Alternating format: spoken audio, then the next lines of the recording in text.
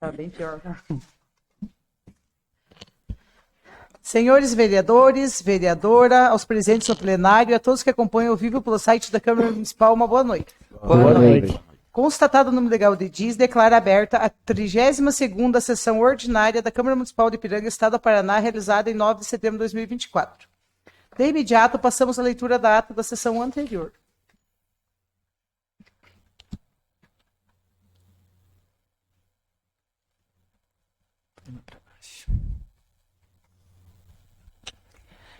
Ata da 31ª reunião ordinária da Câmara Municipal de Ipiranga, Estado do Paraná, realizada em 2 de setembro de 2024. Aos 2 dias do mês de setembro do corrente ano, reuniu-se a Câmara Municipal de Ipiranga, Estado do Paraná, os seguintes vereadores: Carolina Emanuele Dalazuana, Geraldo Orovoski, João Milk, Jorge Paulo Traut, Lartes Prestes, Luiz Fernando Bettinardi, Márcio Fernando de Oliveira e Meiriane Mendes Lépica Correia, com a ausência do vereador e sob a presidência da Edil Meiriane Mendes Lépica Correia, que constatou um número legal de edis e assim declarou aberta a sessão. Na hora do pequeno expediente, foi lida e aprovada a ata da sessão anterior. No pequeno expediente e na tribuna livre não haviam pessoas inscritas. No grande expediente, nenhum vereador fez uso da palavra. Em seguida, foram apresentados para discussão e votação as seguintes proposições. Matéria da ordem do dia, projeto de lei ordinária 32/2024 do Executivo. Autoriza crédito adicional suplementar na importância de até R$ 516.529,50. Na ordem do dia foram aprovadas as seguintes proposições. Projeto de lei ordinária número 32/2024 foi apresentado e encaminhado às comissões permanentes para análise e elaboração de pareceres. E como nenhum vereador fez uso das explicações pessoais e não tinha mais nada a tratar, a senhora presidente declarou encerrada a sessão, que eu, Carolina Emanuele Dalazuana, primeira secretária, assino em conjunto com a senhora presidente e demais vereadores. Ata em discussão. É só alterar ali que não teve ausência de vereador, todos estão presentes na última sessão. Ata em votação. Se todos concordam, permaneçam como estão. Ata aprovada. No pequeno expediente na tribuna livre, não temos ninguém inscrito para fazer uso da palavra. No grande expediente, não temos nenhum vereador inscrito para o uso da tribuna. Solicito então a primeira secretária que faça a leitura do material da ordem do dia. Passamos agora à leitura da súmula do projeto de lei número 32/2024. Projeto de lei número 32/2024, súmula autoriza crédito adicional suplementar na importância de até R$ 516.529,50. Projeto de lei número 32/2024 em discussão. Projeto de lei número 32/2024 em primeira votação chamada nominal. Luiz Fernando Bettinardi. Sim. Márcio Fernando Oliveira. Sim. Geraldo Orovoski. Sim. Jorge Paulo Traut. Sim. João Milk. Sim. Lartes Prestes. Sim. Eu, Carolina Emanuele Dalazuana, sim. Projeto de lei número 32/2024 aprovado sua primeira votação por unanimidade dos presentes. Leitura da súmula do projeto de lei complementar número 4/2024. Projeto de lei complementar número 4/2024. Súmula altera, revoga e insere dispositivos da lei complementar número 9, de 29 de dezembro de 2010. Código Tributário Municipal. Projeto de lei complementar número 4/2024 em discussão. Questão de ordem, senhora presidente. Esse é um projeto sobre imposto, né? Que tem a ver com o Código Tributário Municipal. Nós tivemos uma reunião na semana passada com o responsável pela tributação do município, que sanou as nossas dúvidas aí quanto à implantação desse projeto. Pelo que ele nos passou, tende a ficar uma maneira de melhor avaliar o imóvel aí pela população. Então, quem adquire o imóvel vai lá até a tributação, fala o preço que pagou, e se tiver uma diferença muito gritante do valor que a pessoa informou que foi feita a compra para o valor de mercado, aí a prefeitura precisa abrir um processo administrativo para constatar se realmente aquele imóvel custa aquele valor ou não. Então, sanou as nossas dúvidas. Eu quero aproveitar até a oportunidade e agradecer. Foi uma iniciativa até do vereador Geraldo Orovoski solicitar a presença dele. Eu assinei juntamente o ofício, mas eu acho que foi muito válido para sanar as nossas dúvidas. Somente isso, senhora presidente. Projeto de Lei Complementar número 4, 2024, em primeira votação, chamada nominal. Luiz Fernando Bettinardi. Sim. Márcio Fernando Oliveira. Sim. Geraldo Orovoski. Sim. Jorge Paulo Traut. Sim. João Milk. Sim. Laertes Prestes. Sim. Eu, Carolina Emanuele Dalla Zuanna, sim. Projeto de Lei Complementar número 4, 2024, aprovada sua primeira votação por unanimidade dos presentes. Passamos agora à leitura completa do Projeto de Lei número 30, 2024.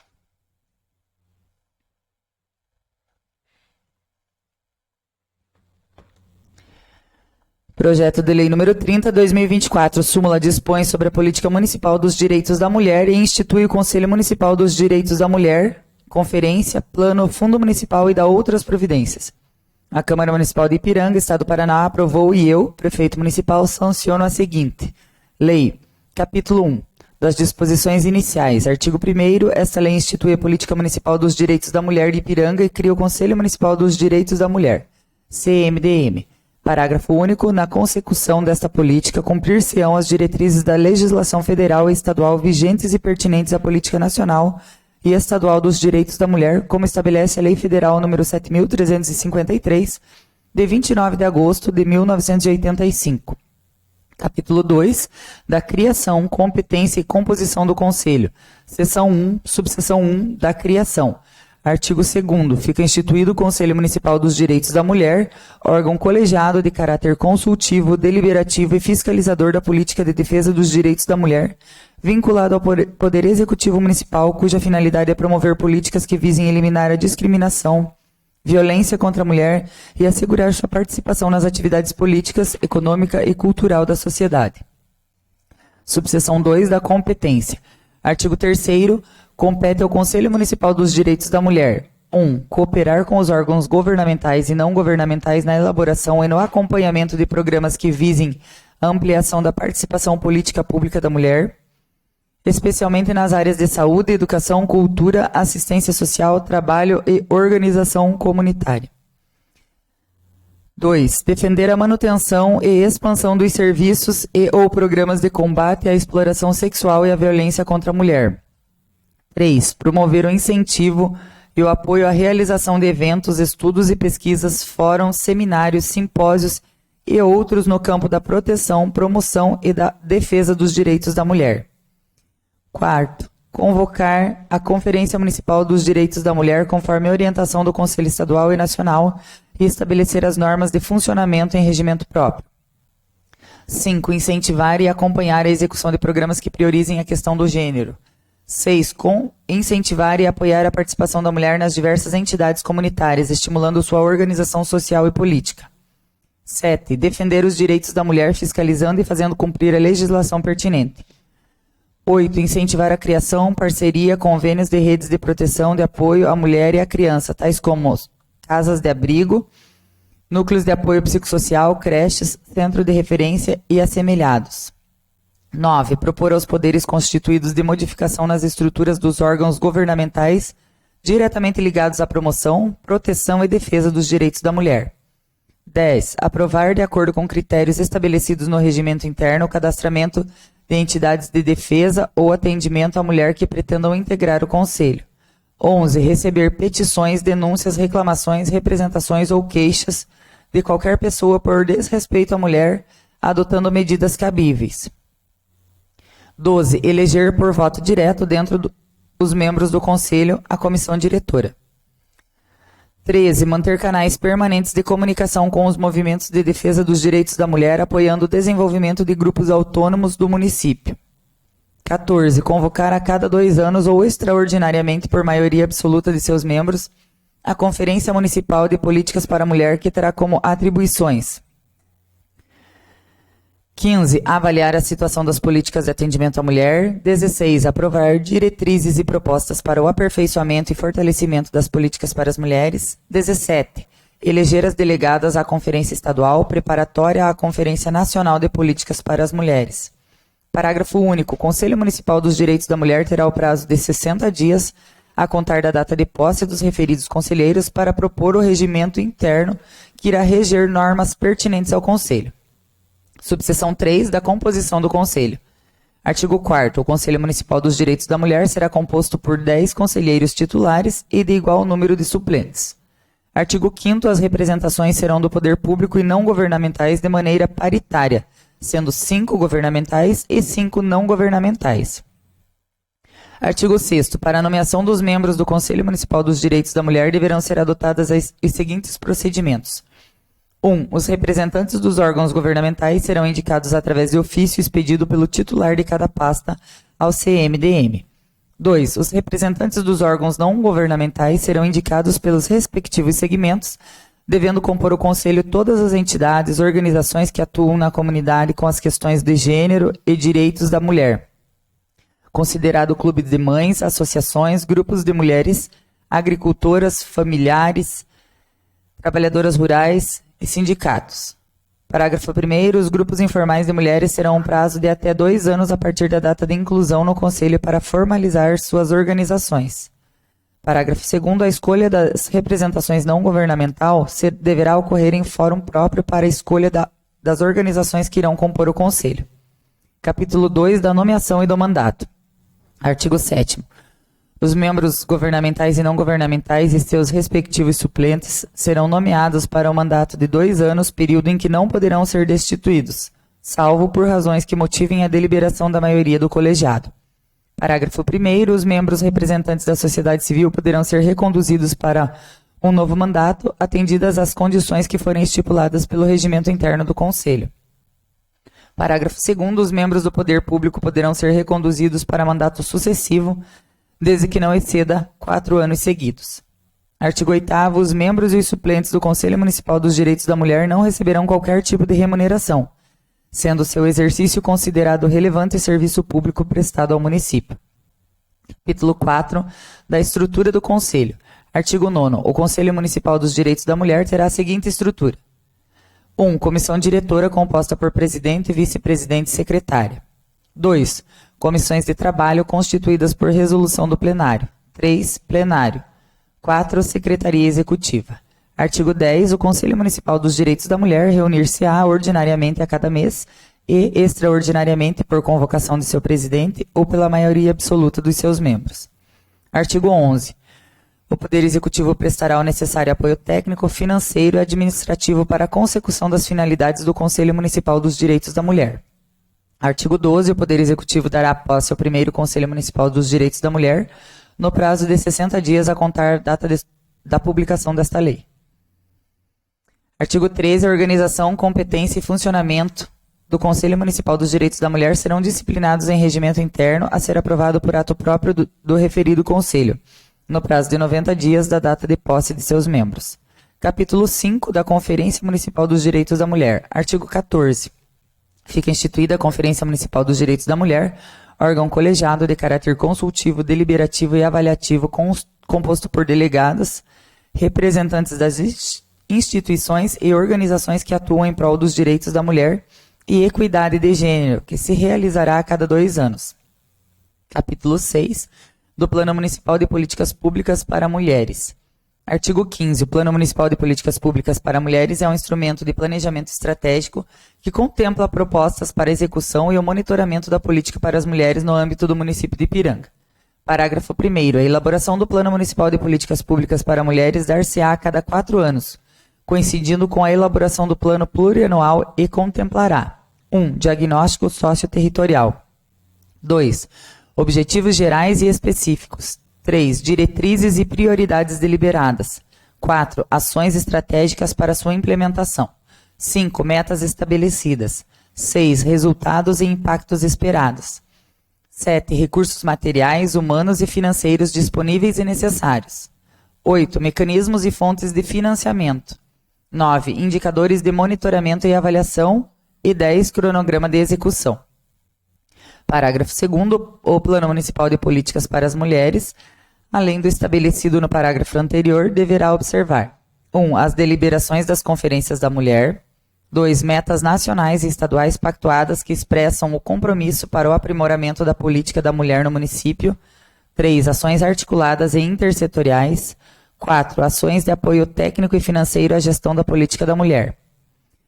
Capítulo 7 da criação do Fundo Municipal dos Direitos da Mulher. 16. Artigo 16. Fica criado o Fundo Municipal dos Direitos da Mulher, vinculado à Secretaria Municipal de Assistência Social, instrumento de captação e aplicação de recursos destinados à execução das políticas proporcionando suporte financeiro na implantação, manutenção e no desenvolvimento de programas, projetos, serviços e ações dirigidas às mulheres do município de Ipiranga, Paraná. Artigo 17. O Fundo Municipal dos Direitos da Mulher será gerido pela Secretaria de Assistência Social, sob a orientação, controle e fiscalização do Conselho Municipal dos Direitos da Mulher. Parágrafo único. Não se isentam as demais secretarias de políticas específicas de preverem os recursos necessários para as ações voltadas às mulheres, conforme determina a legislação em vigor. Artigo 18. O Fundo Municipal dos Direitos da Mulher será constituído de 1. Transferências do Fundo Federal e Estadual dos Direitos da Mulher.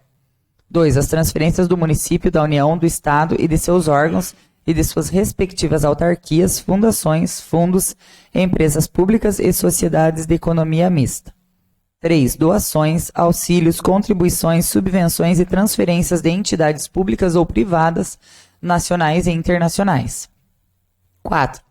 Receitas de aplicações financeiras. 5. Receitas oriundas de acordos e convênios. 6. Outras receitas que venham a ser legalmente instituídas.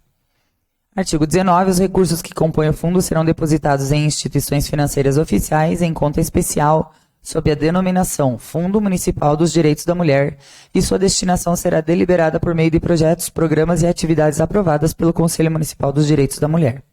Artigo 20. A contabilidade do Fundo Municipal dos Direitos da Mulher será organizada e processada pelo setor contábil financeiro do órgão municipal competente, de forma a permitir o exercício das funções de controle prévio, concomitantemente e subsequente. Parágrafo único. O órgão municipal competente dará vistas ao Conselho Municipal dos Direitos da Mulher sobre a contabilidade do Fundo Municipal dos Direitos da Mulher mensalmente ou quando for solicitado por qualquer membro do Conselho. Artigo 21. O repasse de recursos para as entidades que desenvolvam serviços e programas voltados na área das mulheres, devidamente cadastrados na forma da lei, será efetivado por intermédio do Fundo Municipal dos Direitos da Mulher, de acordo com os critérios estabelecidos pelo Conselho Municipal dos Direitos da Mulher.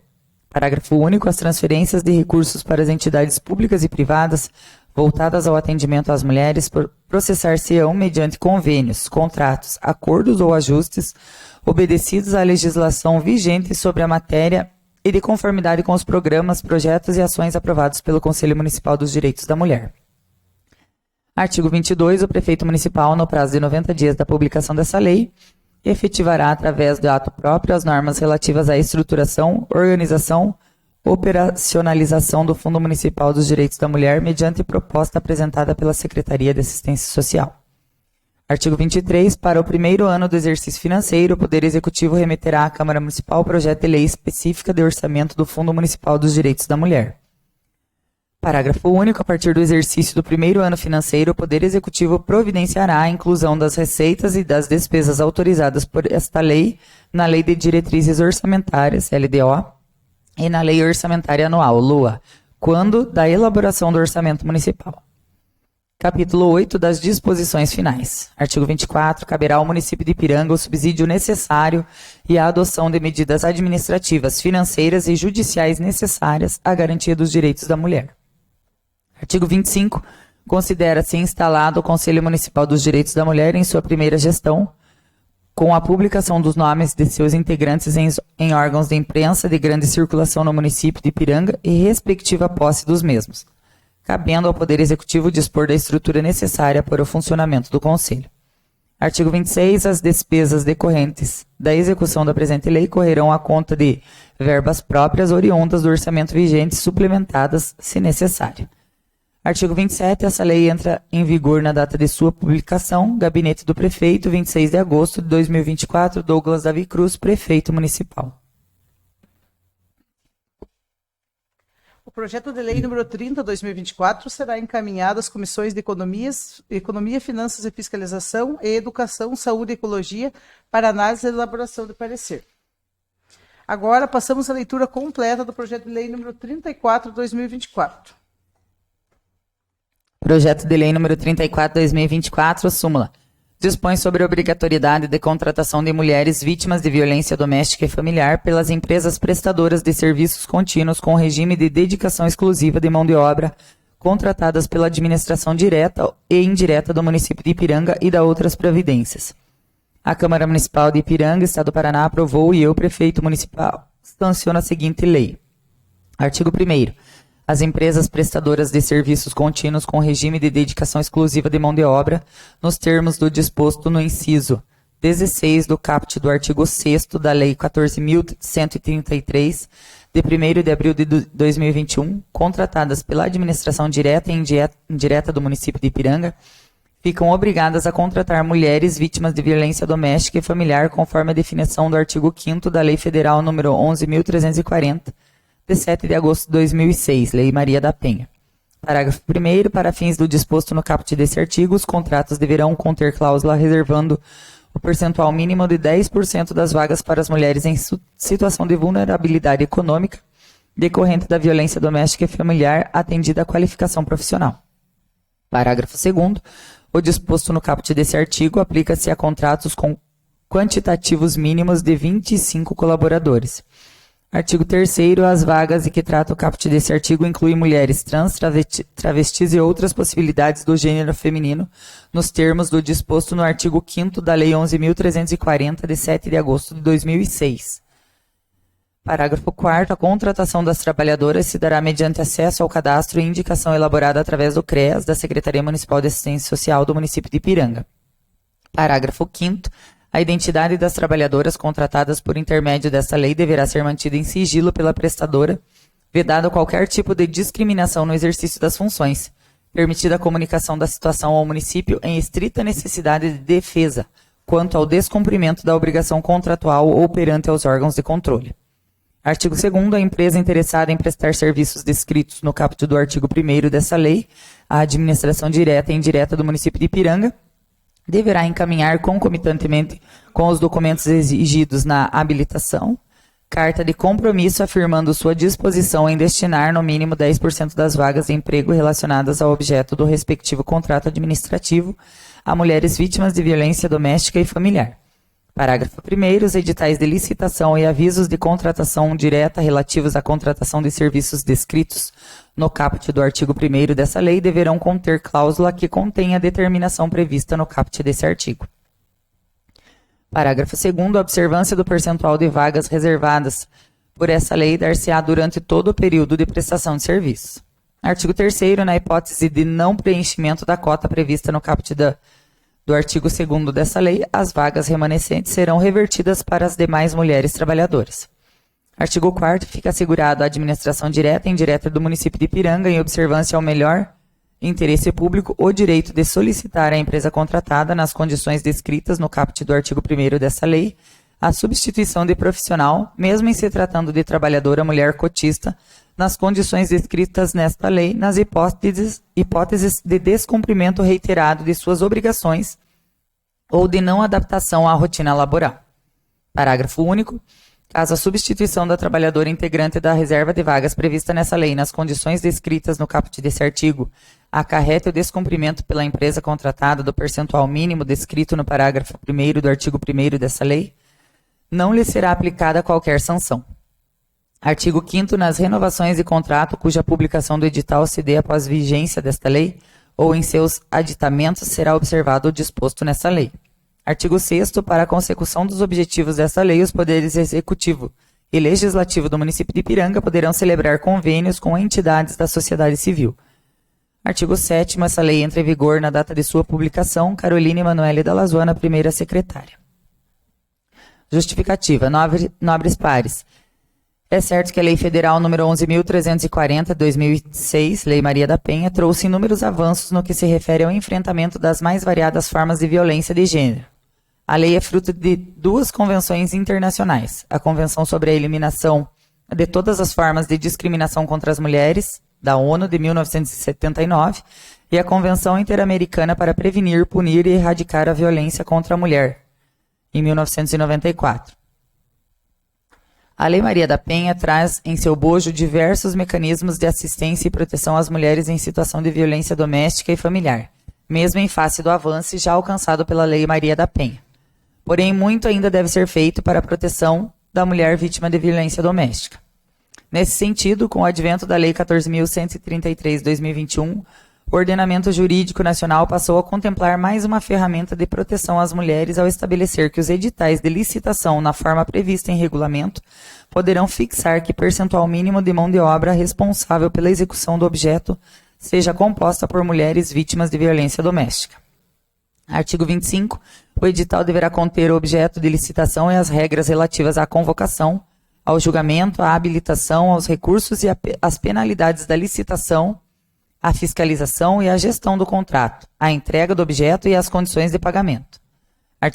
Parágrafo 9º. O edital poderá, na forma disposta em regulamento, exigir que o percentual mínimo de mão de obra responsável pela execução do objeto da contratação seja constituído por 1. Mulheres vítimas de violência doméstica. Através do presente projeto, pretende-se exatamente disciplinar em nível local o percentual mínimo e fixar em que condições será obrigatória a reserva das vagas em questão às empresas contratadas pelo Poder Público Municipal.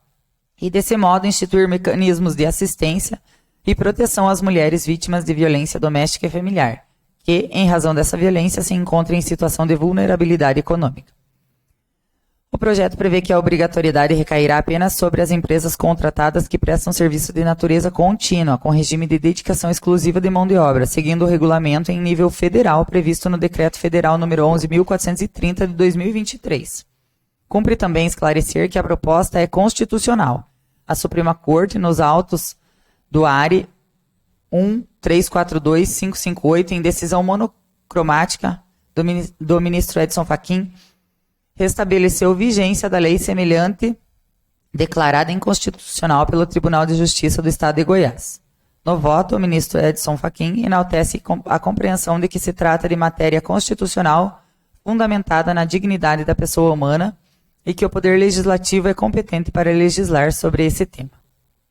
Certa do apoio dos nobres colegas, saliento por fim que políticas públicas são imprescindíveis e devem ser implementadas e articuladas nas áreas da assistência social, saúde, educação, trabalho e habitação.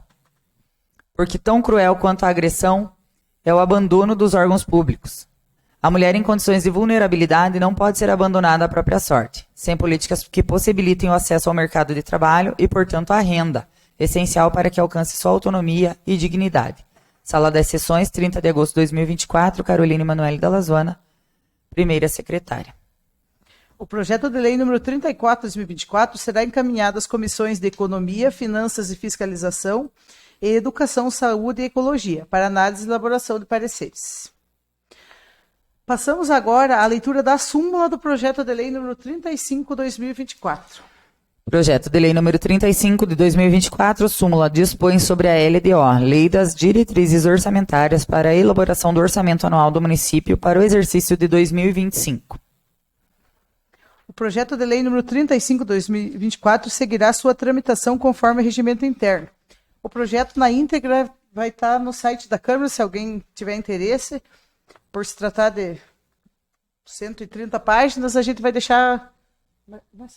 Um pouco menos. Mas 120 páginas, 110 páginas, a gente vai deixar disponível no site da Câmara. Encerrada a ordem do dia, passamos às explicações pessoais, conforme o artigo 79 do Regimento Interno, com limite de 5 minutos para cada vereador. Por questão de ordem, senhora presidente. Fiz algumas anotações aqui. Primeiro, gente, falar um pouquinho sobre os problemas das queimadas em todo o nosso país, e aqui na nossa cidade não tem sido diferente, né? Muitas vezes acontece aí por imprudência e tem a sua maior incidência agora nesses períodos de estiagem. Acaba destruindo aí vegetações, matando animais, destruindo áreas produtivas, causando prejuízo aí ao meio ambiente, à saúde e, claro, prejuízo financeiro aos proprietários. Então, aí um pedido que a gente redobre os cuidados, né? Evite qualquer ato imprudente que possa causar incêndio aí no nosso município e trazer todas essas consequências. Um segundo assunto é a abertura do GEME, que nós participamos, né, senhora presidente, na última sexta-feira. Então, parabenizar o secretário de Esportes pela abertura, toda a sua equipe, porque a gente sabe que o secretário não faz nada sozinho. Desejar um bom trabalho a todos os envolvidos, os estagiários, os funcionários da Secretaria de Esportes, os voluntários, né, e que seja uma semana de muita diversão e aprendizado para os competidores, para as crianças, adolescentes, que o espírito esportivo sempre prevaleça. E com certeza nós estaremos marcando presença lá e torcendo para os pequenos, porque é uma semana de muita alegria e de muita diversão para todas as crianças. Eu, enquanto professora de Educação Física, vivenciei muitas vezes de perto o quanto as crianças esperam por essa semana para poderem participar dos jogos. E por último, e não menos importante, parabenizar o CTG Espora de Prata pelo evento do final de semana. Muito lindo, inauguração da pista coberta do nosso centro de eventos. Um esporte também que envolve as famílias, que leva as famílias a participar, a fazer as reuniões aí em volta do laço comprido. Então, parabéns ao CTG Espora de Prata, às equipes da nossa cidade que que tiveram a sua colocação aí, terceiro lugar na Força A, meu irmão também na Força B, terceiro lugar. As representantes femininas do laço comprido aqui da nossa cidade também, os meus parabéns. E que venham muitas outras festas dessas aí para a nossa população. Como a senhora presidente comentou, da LDO vai estar disposta no site da Câmara, a gente acaba não fazendo a leitura completa, além de ser muitas páginas, é muito anexo, então a interpretação tem que ser de maneira visual, né? Só lendo acaba ficando difícil de interpretar. Então, de maneira visual fica mais fácil aí a população que tiver interesse em acompanhar a LDO para o ano de 2025 estará no site da Câmara. Muito obrigada, senhora presidente.